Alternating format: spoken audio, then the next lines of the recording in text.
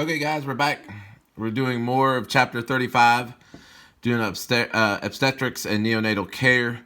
Um, for this section, we're going to talk about the actual delivery of the baby. We're going to be delivering babies. So we're going to talk about what a normal delivery consists of, and then we're going to talk about everything that can go south.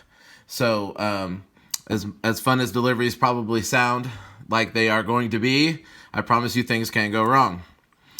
We're going to talk about probably in another installation, because this is a huge, and I mean huge chapter.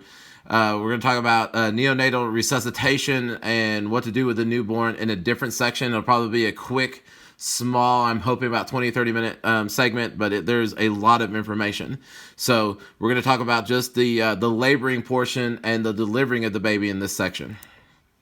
All right, so remember, neonate, from birth to 28 days, or roughly the first month of life. And then infant. Infant is 1 month to 1 year. So remember that. I don't know, it could be a test question. We've got stages of labor. But before that happens, typically baby will quote unquote drop, or what they call lightning. Usually mom can feel it. What happens is, and it's part of the preparation of getting ready to birth, the child will actually kind of drop its head into the pelvis, deeper into the pelvis, or deeper into mom's pelvis. And it basically is getting ready for birth and getting ready to, for the labor delivery. Sorry, my son distracted me. With that being said, mom will notice it, because if you look at the diagram here, look where baby's at. Baby's all up in her business. The baby is kicking into her diaphragm, into her lungs. She feels it, and then all of a sudden she'll kind of feel like, whoa, I think baby kind of dropped. And that's natural. That's normal. That means baby's getting set up and ready to go for delivery. So there are 3 stages of actual labor. 3 stages. So stage 1 starts when she has actual contractions. Not just the Braxton Hicks. Now, again, Braxton Hicks, they are contractions, but they usually come in waves or periods, and then they'll kind of slow down and stop. We are talking about actual contractions, like her body is getting ready to go. And what a contraction really is her cervix stretching and dilating and having effacement. And effacement is basically the thinning of the actual cervical opening. So you've got the cervix. It's the meaty portion into the vaginal cavity. It is now starting to pull away and dilate and thin, stretch back. So you've got it in the vaginal cavity, into the uterus. The cervical opening is thinning and stretching and pulling back. So they call it dilating and effacement. Usually it'll dilate up to about 10 centimeters. That's usually what the key kick is, which if you need any kind of reference, is about 4 inches or so. And if you also notice that now, as it dilates through and opens, it thins and pulls back. It's pulling back. So it's no longer got that we call it the neck into the vaginal opening. Now it's pulled back and ready to go. So everything's out of the way so baby can start coming in out the vaginal cavity. Second stage it's called the expulsion stage. It's kind of rude and crude, but what it really means is that basically once mom starts crowning and getting ready to push, that is the second stage. That's a transition. So we got dilating and effacement. Basically, the cervix is opening and getting ready, and when she hits the 10 centimeter mark and she's fully effaced, it's what they call it. They call full effacement. She's ready to go, and then once she feels the need to push or have a bowel movement, that means she's ready to deliver. That's the expulsion stage. That's going to be where baby actually comes out, and we'll get into more detail with that as we get into the lecture. But that's the second stage. Third stage, once baby is out of mom and you're taking care of baby, the third stage of delivery is the actual delivery of the placenta. The placenta will break free from the uterine wall, and it will actually be contractions will push it out, and it'll come out as well. So those are your 3 stages of delivery. All right, so preparing for delivery. If it looks like this is going to be imminent, mom's contractions are, really close together, they're lasting a really long time, maybe she's starting to crown a little bit, you're done. Set it down. Time to set up camp, set up shop. That's where you're going to have this baby. Um, they apparently had to put in there, never attempt to hold the pregnant woman's legs together. It's not going to stop delivery. Telling her to cross her legs and squeeze real tight. You're not stopping it. It's happening.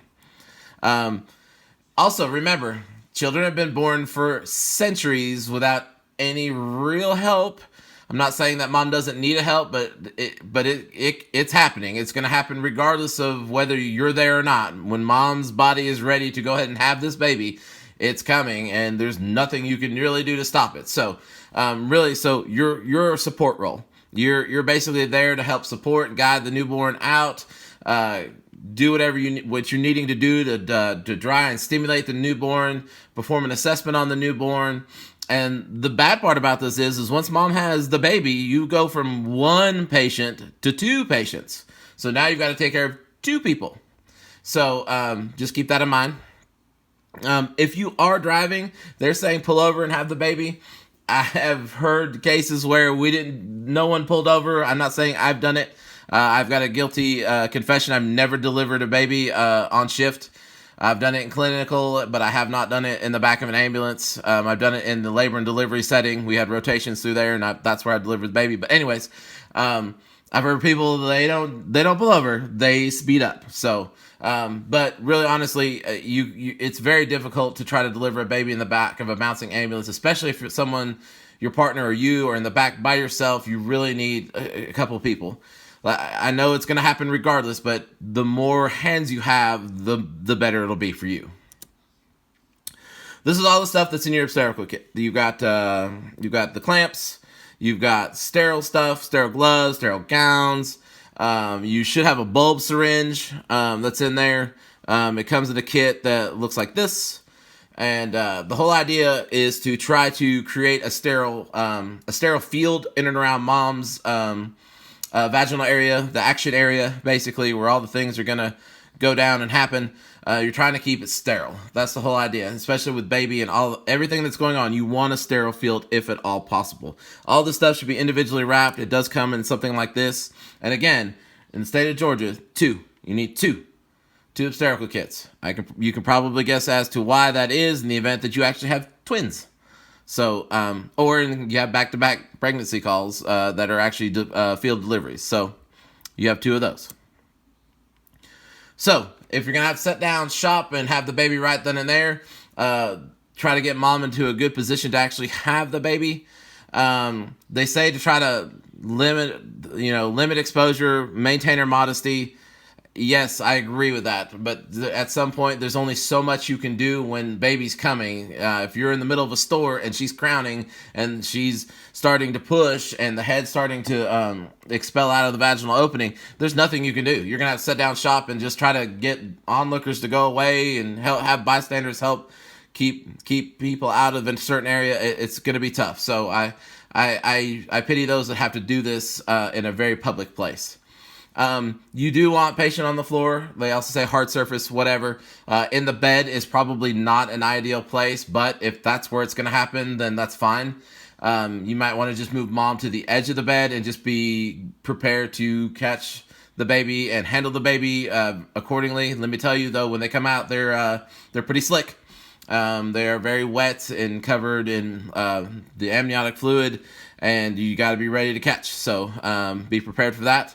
That's why they want you on the floor. In the event that it kind of does slip onto the floor, it's okay, as long as it's not a hard hit.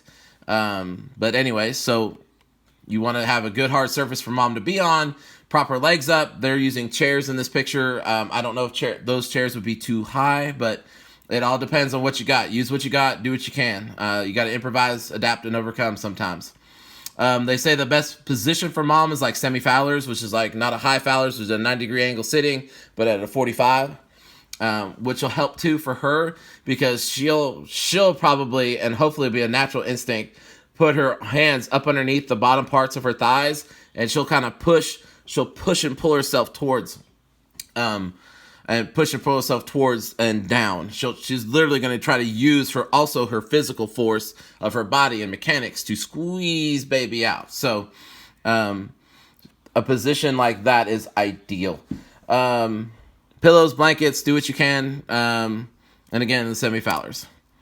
Preparing for delivery, I don't know why you would have mom in this picture. They have mom completely naked. I don't know if that's actually going to be the case, but the setup is pretty much like that as well.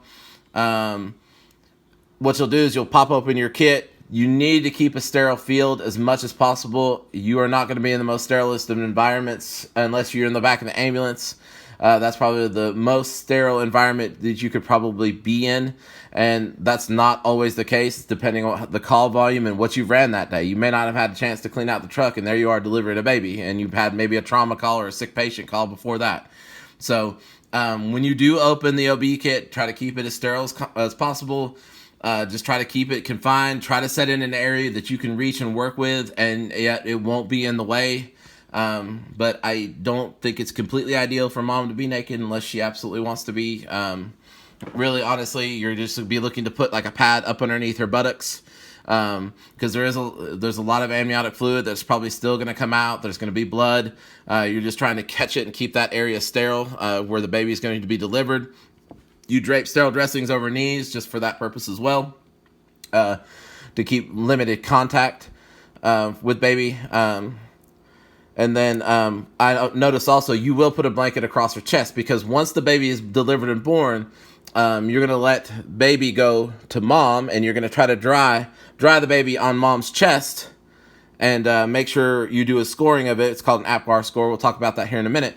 But you're going to try to go ahead and put baby on mom's chest. That's what you're looking to do, so you can dry it, warm it, do an assessment of its breathing, its heart rate, stuff like that. So plus it's part of bonding. It's part of mom and baby bonding. So it's very important that you probably look to get baby on the chest, and so that way also you have some sort of clean, sterile environment for baby to go to once the baby's been delivered. They've got sterile gloves. Good luck with you'll probably have a gown, maybe goggles. Good luck with that, or a face shield of some sort. And try to use the sterile towels and stuff if it's in the kit. I really honestly can't tell you exactly what's all in the kit, because like I said, never delivered a baby, and we played with them in school, but past that, I really haven't looked into them. All right, so there's assuming that you're going to be delivering the child and that your partner is going to be at the head. Basically, you're there to help coach her, work with her breathing, make sure that you're assessing for crowning. They say to try to not allow an abrupt delivery or explosive delivery. It can be damaging to baby and mom as well. She could tear very easily, and we'll go into where the tears can happen here in a little bit. And it's actually going to be next, because it says position yourself where you can see the perineal area. And what they're really talking about here is the area between the anal sphincter and the lower part of the vaginal opening. When baby does crown, it puts a lot of pressure. Obviously, there's going to be a lot of trauma and damage. What happens is, usually in the hospital, a doctor will do what's called an episiotomy. He will literally take a scalpel and he'll cut from hole to hole, and that way the skin's not holding it back, and it won't rip and tear when baby starts crowning and coming through. The worst part is delivering the shoulders. The head looks horrible, but once you get to the shoulders, that's where things can get hung up. So he does an episiotomy that gives that much more room. It does kind of tear inside, but with it being an actual nice even cut, he can do stitches and suture and heal a lot better with the cut itself. That is not something we can do. We cannot do that. Please do not perform an episiotomy. You are not told to do an episiotomy. I'm just telling you that you keep an eye there, because you're looking for the trauma that's going to be there. Hopefully there won't be. I've known females that have not had any damage to the perineum. Also, you can tear on the labia minora. Those will tear as well, because when she's crowning, you can also tear up towards the clitoral region. It happens. So just be prepared for that. When mom is having contractions, you're not going to be able to help her at all, but you can encourage her, once the contractions ease off, to breathe, to really take good deep breaths. We're going to talk about once baby's born. What you really need to do when baby is born is dry it off, put it in a sheet, warm it up. While baby is still in the birth canal and the head emerges, you're looking to do suctioning. We're going to talk about suctioning right now. Remember, the letter M is before N, meaning mouth is before nose. So when you're going to use the bulb syringe to suction, you do mouth first and then nose.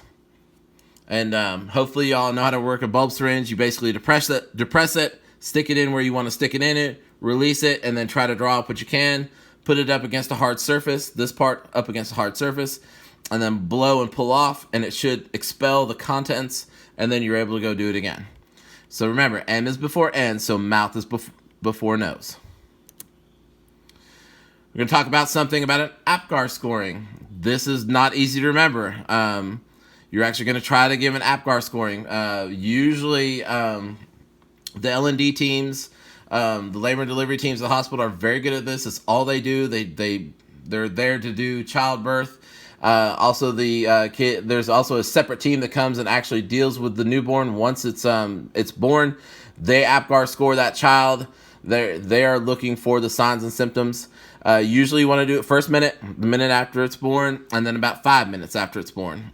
It's a total of 5 items with 3 individual categories, and you can either get a 0, a 1, or a 2. So maximum score is 10. 0 is a bad score. But usually if they score kind of lower at the 1 minute mark, 5 minutes, as long as you're doing your warming, your drying, making sure heart rate's over 100, they're crying and they've got the vigorous cry, usually their APGAR score will improve. And this is your APGAR score.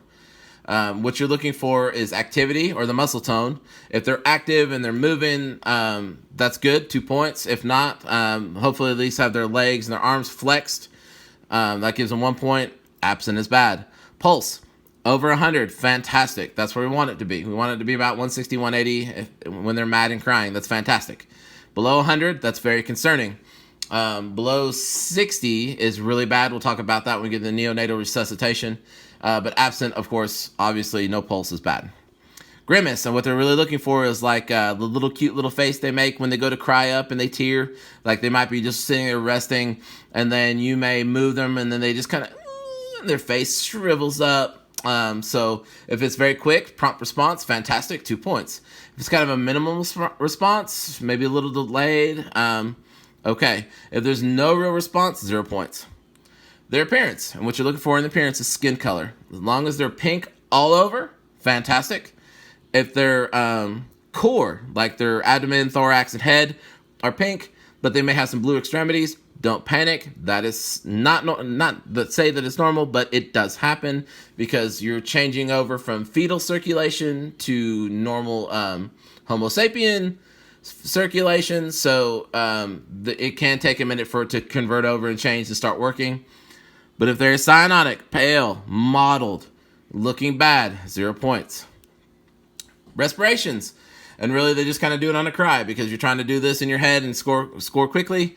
Vigorous cry, as long as they've got a good strong cry and it's over and over and they sound pissed off mad, that's fantastic because a crying baby is a breathing baby. We're good with that. If they have a slow or irregular cry or even a weak cry where it's just and it sounds like it's kind of, I call half-assed, but obviously it's not half-assed. But if it's just taking them, it seems like it's just painful for them to even to cry, 1 point. No cry, 0 points. So that's your APGAR scoring.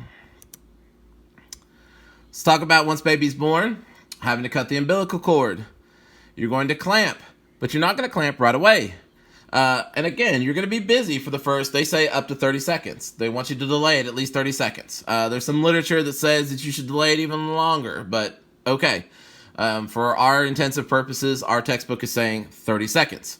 With the delivery of the baby, you put it on mom's chest, you're taking a sheet and you're warming it and you're drying it and you're giving it tactile stimulation, which means you're rubbing it, and usually the tactile stimulation pisses it off. It doesn't want to be touched. It came from a warm, floating place. Now it's out in the real world and it's air and it's cold, because you got to think mom's 98.6 degrees and there it is, and hopefully warm, non-air conditioned area. So, that's why they usually, when a baby is born in the hospital, they'll put it on the warmer because it's used to being warm. So it's adjusting. But you warm it, you put it, you swaddle it. You're doing the tactile stimulation. You're going to be busy for a few seconds, for a while, or for a minute at least. Then you'll try to APGAR score it, and then you're looking to cut the cord. When you cut the cord, you're going to do two clamps, and you want to come out about 4 inches. Don't be like everybody in the L&D. We're not L&D. We want some room, because in the event that something happens and you need to start giving medications, because there are going to be times, or there could be a possibility that you may need to do medications, or your paramedic partner might need to give medications. You want it so you can access that back. Starting lines on a newborn baby, good luck. But if you still have the umbilical cord, I will show you here in a second, you can actually put a venous catheter. You're not going to use an IV. You'll actually take the catheter off the IV and you'll put it down in, and you can use it as to deliver medications. There's kind of just a visual. You're going to clamp. I will show you in the next slide the clamps that you'll more than likely have, but you're going to clamp about 4 to 6 inches away, and then you will cut between the two clamps. More likely you'll have these clamped together. You'll actually go and pinch and grab with these teeth the umbilical cord, and this is a locking system. It'll lock it down and look like that, but with a cord in it. So after you deliver baby, stage 3 is going to be your placenta delivery. May take a few minutes. It may not happen right away. It may take up to 30 minutes. That's not unheard of. It can happen. But please, by no means, grab the cord and start yanking that thing out. Don't do it. It will naturally deliver itself. So please do not yank on that. And once you have it, you probably want to wrap it up, and then you're looking to dispose it, probably in biohazard. I know some people like to keep or there's a thing going on where they keep the umbilical blood or the placenta for whatever purposes that they want to use for stem cell research, whether you believe in that kind of stuff or not. It does happen. So you got to honor their wishes and try to maintain the integrity if you wind up doing a field delivery. Postpartum care. So basically now we've got mom and baby. You have 2 patients. Hopefully everything went well, went smooth. So what you're probably going to do is probably look to put like a trauma dressing or some sort of sterile dressing over the vaginal opening. There's going to be bleeding. And how you can kind of slow the bleeding down is doing a fundal massage. Remember, I told you the top part of the uterus is called the fundus. And remember, this thing has been stretched out, and now it's just kind of there, and it's floppy. If you have mom and she's bleeding horribly bad, what you do is you kind of use your hands like here, and you'll locate the fundus, and then you'll do a fundal massage. And they usually do it, I think, 30 seconds to a minute, maybe longer, depending on how bad the bleeding is. But they're trying to stop and slow down bleeding. This pisses the fundus in the uterus off, and it contracts and spasms down. Of course, that's what you're trying to do. You're trying to get it to squeeze back down and hold a clot. From what I've seen, this is not pleasant. No mother that I have seen enjoys a fundal massage. It is somewhat painful. So if you have to do that for sure to stop some horrible vaginal bleeding, know that it's in your arsenal. Know that you can do it. And also just know that mom's probably not going to enjoy it. Another thing, too, that'll help stop with the vaginal bleeding and help have the uterus start contracting back down is going to be baby suckling and rooting and starting to take to the mom's breast. So that's another thing. Like when you put baby up on mom and you're warming and you're drying and you're wrapping it up and you're swaddling, you can even do, if it's warm enough, or mom's warm enough, you can take baby out, put it skin to skin, let her start suckling, and then take a blanket and cover the baby in and around mom's arms while she's nursing. That's a good way for skin to skin contact for mom and baby bonding. Also for her to start having the baby root and to take to the baby and just start the whole bonding process and start having uterine contractions and to get it to where there's minimized bleeding. Again, after the mom is born, you want baby vital signs, you want mom's vital signs.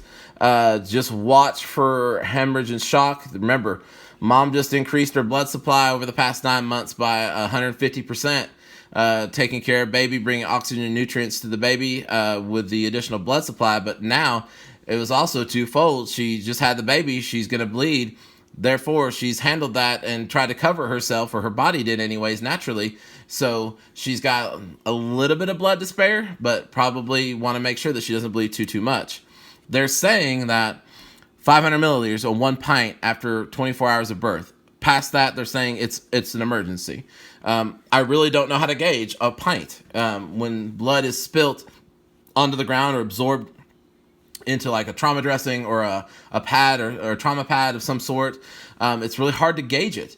What you really want to just see that it's just slowing over time, over the 24-hour period, obviously. So it could be that mom's postpartum, maybe 48 hours, and she's still bleeding and something's wrong. So you may get called out to that call as well. So just be prepared for that. All right. So that's pretty much normal delivery. Fantastic. Everything's going great. We're looking good. We managed to deliver baby. Mom's okay. And we're doing great. This is when things start going wrong. All right. So the first thing that you're going to discuss is preterm labor. Preterm labor does happen. They say they're defining it as 20 to 37 weeks, or anything before 37 weeks is preterm labor. Really, they say 20 or less is going to fall on the side of abortion or miscarriage. I don't know why they say a bolus with isotonic crystalloid solution. I don't know why. There's basically normal saline. I don't know why they say that. I'm going to have to look that up. But I really couldn't figure out what the reasoning for preterm labor and giving them isotonic fluids a bolus. I don't know. I don't know if they're just trying to anticipate mom bleeding and trying to and having increased volume. I don't know. So preterm labor is very serious. So the issue is that usually fetal lung development's in the late 20s weeks, usually 27. And really what's there, not only just lung development, it's surfactant. Remember we talked about surfactant and A&P and how it keeps the alveoli popped and open. But now what you're dealing with is the surfactant development may not be there. So they're going to have weaker lungs, and they'll probably have chronic lifelong respiratory issues if they do survive. Also, baby starts forming brown fat all over its body. It's just to help insulate it, keep it warm, and to store energy. And babies that are preterm don't get a chance to do that. So you may have to go ahead and give supplemental oxygen to the newborn baby. I mean, it might be a fairly good APGAR score, but it might just be that you're going to have to give it some oxygen, especially if it's preterm. So just be wary for that. Preterm is pretty serious. We also talked about on our last session under obstetrical care, listening to fetal heart tones. One of the things that will tell you that a fetus is in distress is its heart rate. It's going to have a nice like 160, 180, and you're listening to it, and it's just do. And as you're listening with a stethoscope over mom's belly, if she does have a contraction, all of a sudden the fetal heart rate starts to do. And as the contraction eases off, it goes comes back up again. That heart rate should be an indication to you that the fetus is in distress. They anticipate a little bit of drop in heart rate, but because obviously mom's uterus is clamping down. But with that being said, if it drops too low, they will do a cesarean. They will take her into an emergency C-section and take the baby out if there's any signs of fetal distress. So there can be fetal distress. So we have to be prepared and get ready to act if that happens. So the first thing they talk about is going to be uterine rupture. Where this is probably very prevalent is trauma. If the uterus has been blunt force trauma or penetrating trauma to actually rupture the uterus itself, or hits hard enough to rupture it, very, very big cause for concern. But really where they're talking about it is where women have had cesareans, C-sections, and they get pregnant again and they want to have a vaginal delivery or try to have a vaginal delivery because, like I said, cesareans are not always just something that mom elects to do. Sometimes they become emergency and they'll take mom back and they'll do a cesarean right quick. So it could be from that. They talk about the tearing and the lining. I put in a better definition because I wasn't really happy with the one that they gave for the uterine rupture. But when we talk about that, this is the definition that they use. It's called VBAC, vaginal birth after cesarean. So one of the things they look for and they try to be very mindful of is the uterine rupture. And how they'll kind of know that might be happening is they'll be, while mom is delivering the baby, she'll have vaginal bleeding. That's not really supposed to be happening until after she's postpartum. But if she's actively vaginally bleeding, they may consider the fact that she may have a uterine rupture. And this is what it probably looks like if you take away all the muscle, the fat, and the skin. This is what it should look like. It's more than likely this is where they cut, and there's scar tissue right there.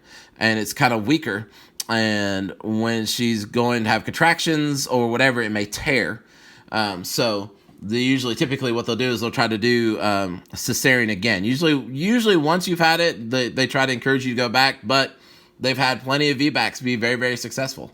So it's all in the literature and the studying and evidence-based medicine of what they find and what works. So, but it's always there. The risk is there. All right, this is a big deal. To me, it was preached to me in class that it was a very huge deal. And it's called meconium staining. What meconium is actually fecal material.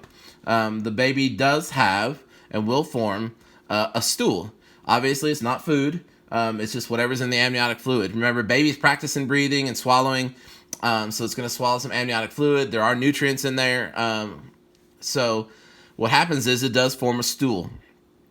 What happens with the meconium, and that's what it's called. The stool is called meconium. What happens with the meconium is if the fetus does get in distress, like its heart rate's dropping when mom is having contractions, things of that nature, it can cause it to go hypoxic, and then it will become so hypoxic that it will release or relax the anal sphincter, and it will have and pass this bowel meconium into the amniotic fluid.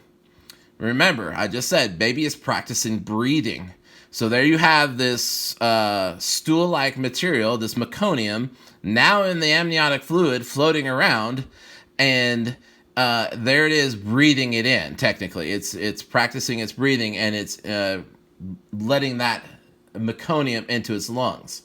So when it comes out and it's trying to breathe, it has an aspiration effect, and now it's got to set up for pneumonia and aspirated acquired pneumonia. So it's bad. They say the colors matter. They say yellow, it's been there a while. Green, it's probably recent. So I'm not sure which would be worse. I think it's kind of all the same in my book, but they're saying the green is more imminent sign of danger. Be vigilant. It's very important to know if mom's membranes rupture, if the amniotic sac ruptures, you want to know what color the amniotic fluid was. That's why it's very important to know that color. Clear is great, but if they're like, yeah, it's kind of a yellow tinge or a greenish tinge, that should give you an index of suspicion that you're going to have to deal with this. So put a picture in. Typically, the cure for this is if to go ahead and suction. They taught us that we would actually go ahead and intubate the child and do a deep suction and use the intubation tube to and hook it to suction and pull it out and then repeat it as necessary several times to try to get some of the meconium out. I'm not sure if that's the practice now. It's obviously been about 6 or 7 years since I've gone through that. And there is a class that I'm hoping we can do, at least have somebody come down and give you the material for. You may not have to test or pay for the card, but it's called NRP, and that's Neonatal Resuscitation Program. So we'll actually talk about that in our next segment for NRP. Oh, just when you thought, like, oh, great, everything went well, fantastic, we delivered a baby, and then mom feels the urge to push again. Normally, mom's going to know this, and they usually seek prenatal care. But there are people, and it's very sad, there are people that you may encounter that may not be able to afford or don't have insurance or be able to go see or means to go see an actual doctor. So they wind up not getting any prenatal care. So they may not have taken any supplemental vitamins. They may not know anything about the fact that they may have gestational diabetes. None of that. So that's why it's always good to ask in your history, like, hey, did you have prenatal care? When's your due date? Just so you can kind of get a target of when, if the baby's on track and on course, or if this might be a preterm, or maybe it's delayed or late. So kind of get an idea of what you're dealing with. But the event that there's twins, it's basically grab the obstetrical kit, set up shop, get ready to do it again. Like I said, repeat preparations. You probably will be cutting the umbilical cord a little bit quicker. Then you'll probably be looking to get that done and out of the way so you can go ahead with baby number 2. Make sure you kind of keep an eye, if you're by yourself, keep an eye on baby and mom. Make sure they're okay. Monitor the bleeding if there is any. So just, you got to be very, very vigilant, especially when you start having not one patient, but 2 and now 3. Baby A is going to be the first baby. That's how you label it. Keep track of the time. You may have to just go ahead and do some sort of marking. Maybe take some tape, fold it over so you can make like a kind of like a little knot or rope and tie a little ribbon around it or something to indicate that's baby A, so you can keep track of it. And then make sure you keep times for when both babies are born if you have to do it.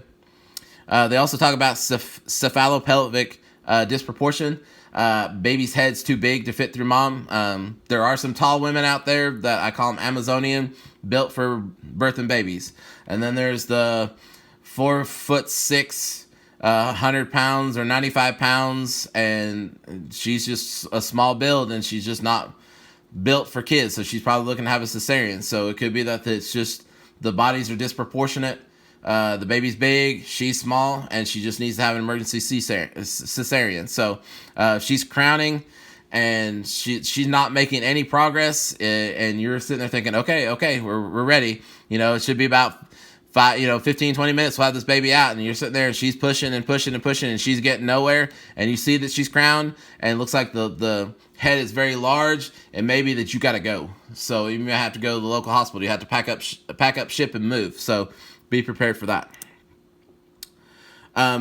It could be that you might also be dealing with they call it intrauterine fetal death, basically a SIDS baby, or not SIDS baby, but like a fetal death baby. It can be that they're stillborn, and that happens, and I can't explain it. They develop just fine to a point, and then they stop developing, and then mom is too far along and still has to have the baby vaginally delivered, and it's a horrible, it's atrocity. It's very emotionally upsetting, kind of like when mom miscarries, excuse me. And if the baby is obviously dead, please don't try to resuscitate it. They may even know, and usually when they know, they're in the hospital by this point, and mom is being induced with medication to go ahead and dilate in the face and start stages of labor. So again, you'll probably have to do a lot of emotional support for these parents. They're probably going to be, even though they may know it's coming, they're probably still going to be upset. Can you imagine being pregnant and then having this baby grow inside of you, and then at some point it just stops, and then you have to deliver the baby? Like, you still have to go through the process of bringing a non-living being into this world. It's probably very, very upsetting. They do talk about an amniotic fluid embolism. It does happen. What it is that the amniotic fluid is leaking out and somehow gets into the bloodstream. If you tear close to an artery or a vein, it can leak and seep into it, and it can basically cause like a pulmonary embolism when it gets to the pulmonary capillaries and the alveoli. So it's kind of causes a blockage there. So it could be a significant amount. So again, amniotic fluid should not be in the bloodstream. That's just not where it's supposed to be. And it winds up there, you're going to have problems. These patients will probably have a sudden onset of difficulty breathing, but clear lung sounds. It's just like a PE. You just got to have to deal with it and give them high flow O2 and just have a high index of suspicion that that's what's going on. Put a diagram in there. It's a horrible picture, guys. Sorry. But it's the only one I can really find that was worth a dang. All right. So let's say baby is not head down, dropped, ready to go. We start having breech presentations. There's 3 that they really talk about. One's going to be a frank. The hips are flexed at the knees. The buttocks will be presenting. You'll see a little cute little butt sticking out of there. Incomplete will be with one or both hips extended, so you'll have a limb presentation. It could be 1 or 2 feet. We will talk about if the fact both feet are presenting and how to kind of work through that delivery if you have to. Let's see. I got a diagram here. Complete breech. You got a foot, and then you got the Frank's breech. So let's dive into it. Limb presentation. If you've got a limb presentation, you got to go. If mom's contracting and she's trying to deliver the baby and you've got a limb presentation, you need to go. Got to go. Probably have to be a cesarean performed, surgical intervention. So there's a good risk for the baby for trauma. If the limb is protruding, what you want to do is take your sterile water and take you some sterile gauze, 4x4 or whatever, however much you need, and you may have to cover it and kind of dress it with a sterile, moist dressing. The bad part about that is it's going to be cold or room temperature. And again, baby does not like room temperature at this point. Baby is all happy about it's 98.6 degrees. So I don't know if it's going to make it upset or not. I've never had to deal with this, thank goodness. So if you have some sort of breech presentation, let me back up. It basically you got to put mom says on her head with her head down, hips elevated. I guess you're going to be trying to like basically invert her and keep her from having that. Usually what we'll do is we'll talk about it here in a minute. We'll talk about that here in a second. So the disclaimer that I have is I've always said that you do not, or if you know me, I've always said during this section, you do not pack the vagina. You do not put anything in the vagina. You don't put gauze. You don't put quick clot. You don't put nothing. Nothing goes in the vagina. But I'm going to have to kind of recant that. The problem about this is that you're going to learn these things, but they're things that you may have to call medical control for, or may have to do just to get by. I don't think there's really any like state protocols or in your state guidelines that say that you can do this. So this is going to be a gray area. So let's say you do have a breech presentation. Let's say the both feet presented and mom was able to deliver up to a certain point. The head might get hung. The head, especially if it's face down. So with that being said, if you have to, again, this is all gray area stuff we're talking about here. If baby comes out, baby is now exposed to the elements, so the baby's going to have to start breathing on its own. Baby's going to have to start trying to take in air and have oxygen and start being not a fetus anymore, but a newborn. So if that's the case, you'll take 2 fingers up in the vagina.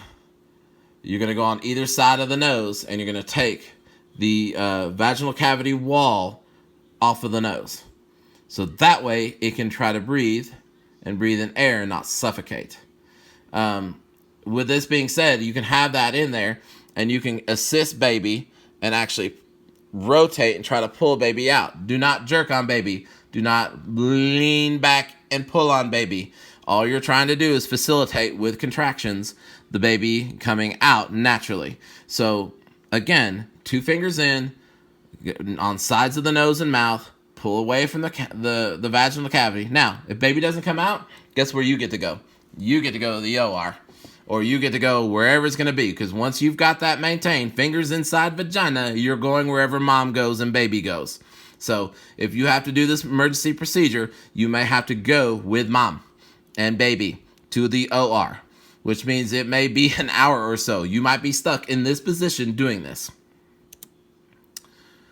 There's a thing called shoulder dystocia. So when baby comes out and baby is born, baby has head come out, and then it'll rotate either left or right, and face mom's inner thigh. And it really doesn't matter which way. And then you'll have a shoulder called the anterior shoulder. It doesn't matter if it's the left or the right shoulder, but just depending on which way baby comes out, baby will rotate and face one of mom's inner thighs. The shoulder that's on mom's front, on mom's anterior, that's called the anterior shoulder. Because then from when the head presents, it's just, you basically are trying to go down and out with baby. So head presents, head rotates. Now you're trying to get the anterior shoulder past the symphysis pubis of mom, and it's down and out. Once she gets past the shoulders, hold on tight because here it comes. Shoulder dystocia has to do with baby is too large. She was able to birth the head fine, so she's not like she's small framed and couldn't get the head past the pelvis. Now she's having to deal with the shoulders, and now the shoulders might get hung up in her symphysis pubis, like so. And another bad thing about it is the fact that the baby may even occlude the umbilical cord. So now your baby is stuck and hung behind her symphysis pubis bone, and it can't pass through. The indication for this is the head presents, head will turn and rotate, facing one of the inner thighs, and then she goes to push, she push, can't go any farther, and you're trying to guide the head, and you've already suctioned the nose, or the mouth and nose, and you're trying to guide baby out. You're not pulling, you're just trying to guide baby out, down and out, and then all of a sudden it gets kind of sucked back in like a turtle. You're like, okay, all right. And that happens several times. That should start being an indication to you that she's probably having shoulder dystocia. Baby is hung. Baby needs to get out. And there's a possibility that baby may be pinching the umbilical cord. Again, still getting oxygen and nutrients from there. So, now baby's in fetal distress. Again, I'm not telling you to do this. This is not something I'm telling you to do. I'm not saying that you saw this in your education. Hopefully I'll have time to delete these YouTube videos after you graduate, before anything like this happens, and I can go ahead and just publicly deny that I ever taught you how to do this. But I do want you to know that it exists. So it's called the McRoberts maneuver. So basically what happens is you need people. You take mom's legs and you shove it up and out as far back as you can. You're trying to go ahead and remove and alleviate as much pressure up off that area. You're actually trying to expand this area and the vaginal opening to go ahead and hopefully it'll help. Second of all, this is bad part about it. You will take a hand, find her symphysis pubis, and then you will shove. You will shove as hard, and I'm not talking a gentle like, you literally just take and shove as hard as you can, shove down and out, especially when she's having a contraction, to try to get that shoulder to pop past her symphysis pubis. You can cause permanent damage to the baby. You can break its clavicle. You can damage the nerve plexus that's in and around that area. It happens. But you've got to get baby out. You've got to do what you've got to do, especially if you're in the field, to get baby out. I'm not sure how much force is needed. I've never seen a shoulder dystocia delivered. I have seen where they had to give some gentle pressure. They just kind of leaned in with mom and pushed down. A nurse got up on a stool and just laid both hands in and kind of just pushed down. So there was a little bit of shoulder dystocia, but with that pressure, it helped. So, and they were telling me that it could be even worse, that you may have to get in there and get physical. And even if you break baby's clavicle, and it's okay. So, but the bad part is you may sever some nerve damage. That's the bad part. So it can happen. But again, it's better than having baby hung and you're being stuck in the field and you're trying to deliver, and there you are, and you got baby, head out, and you can't get it past, and you've got to do something because baby needs to get out. So there's that. A nuchal cord. Nuchal pretty much stands for neck or nape of the neck. And believe it or not, baby floating in utero can float, float, float, and spin around and around, and wind up taking the umbilical cord and wrapping it around its neck. They'll say how many times. They'll say we've got I think it's like a double nuchal or a triple nuchal or nuchal times 2, nuchal times 3, something of that kind of language in the delivery room. And that means that's how many times it's wrapped around. They can get wrapped around several times. I know my middle child, Maggie, she was born with a nuchal. And when she came out, she wasn't crying. And, of course, I'm panicking. Her mother's panicking.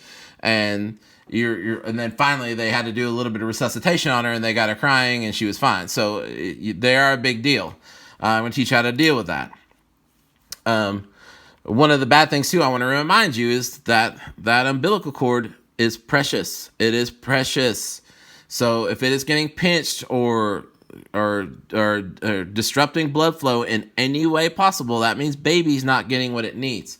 So you've got to do whatever you can to try to restore flow. With that being said, I'm going to show you. It's on here, but what you got to do is, if you can see that it's a nuchal, you may have to reach in there, find the nuchal, kind of dig up underneath there, grab it, and kind of be a little bit forceful with it. Take it, pull it up over, and then slide it over so it comes undone. Now, hopefully that'll do it. If it's triple, whatever, and it's tight, but you can get in there and clamp it and cut it, you can do that as well. Obviously, that's not ideal. We don't want to do that. We want to have the blood transfused from the placenta and from mom to the baby at least 30 seconds afterwards. But if the baby's hung, because remember, it's attached to the placenta. So if it's hung at a certain point, baby's not going to deliver because the placenta is not ready to deliver. So you've got to do something. Because remember, stage 2 is this. Stage 3 is the placenta delivery. So stage 3 is not going to happen until stage 2 is over. So you've got to do something. And if it's attached and baby's just not coming out, and she's pushing, and it doesn't look like it's a shoulder dystocia, and then you're going to have to be forced to try. And you can see that it's a nuchal. You may have to kind of push the labia back and look and see if it is indeed a nuchal, and then try to undo the nuchal, if at all possible. If not, if you can kind of get in there and try to, with some McGill forceps, something, pull it out, and then clamp it and cut it. Do what you got to do. Just remember that you've got to do something. It's better than doing nothing.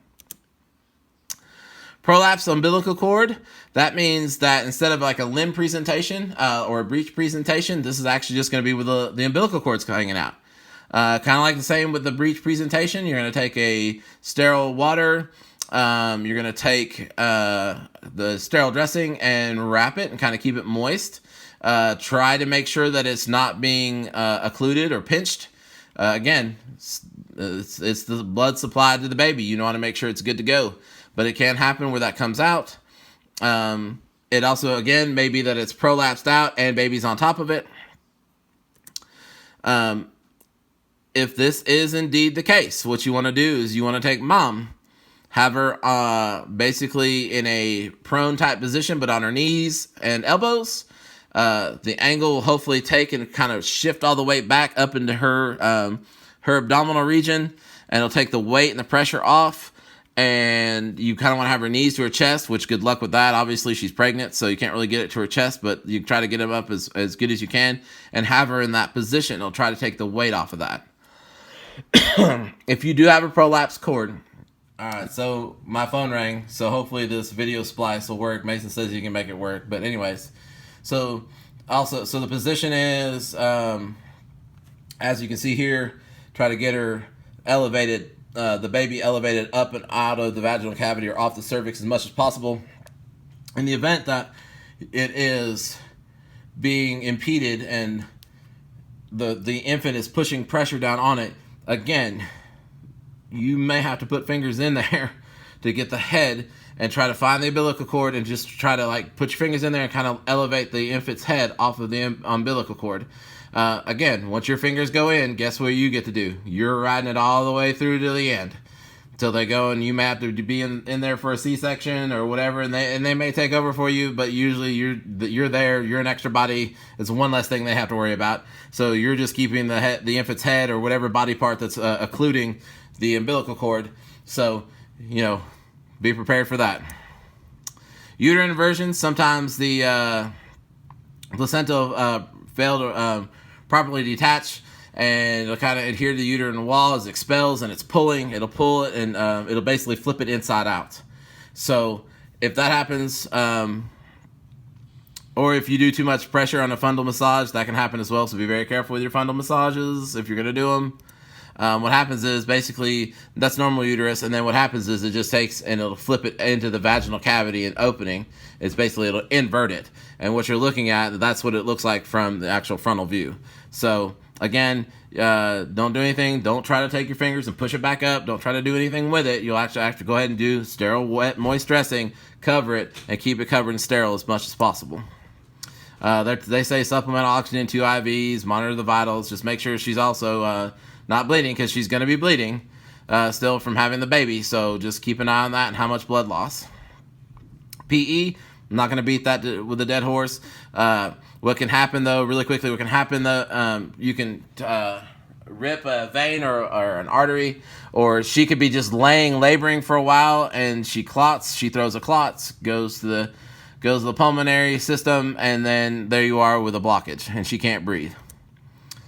Spina bifida, this is a baby complication. What happens is a portion of the spinal cords, which are also known as meninges, will actually protrude out of the baby's back. It's usually going to be in the lumbar spine where this happens. And if that happens, don't freak out. And baby may be paralyzed. It depends on if there's cord involvement or if it's just the meninges sticking out with spinal fluid. It all depends on what it is. These are the kinds of types that they are. You can have like the hair, usually the hairy back will kind of indicate that it's probably got some sort of incomplete formation of the vertebrae, or they'll have the protrusion sticking out, and it may not involve the actual spinal cord itself, or it may have the spinal cord and the meninges. So this is just with the meninges itself, which is obviously the outer layer covering of the spinal cord. But you could have cord involvement, none, or just have a hairy back to indicate that you're going to have no vertebrae there. Those are some actual pictures. I believe they go undergo surgery. Some are paralyzed. I'm not exactly sure, depending on the level of involvement with the spinal cord. All right, I'm going to stop it here. We are going to talk about neonatal resuscitation, and I will get that set up.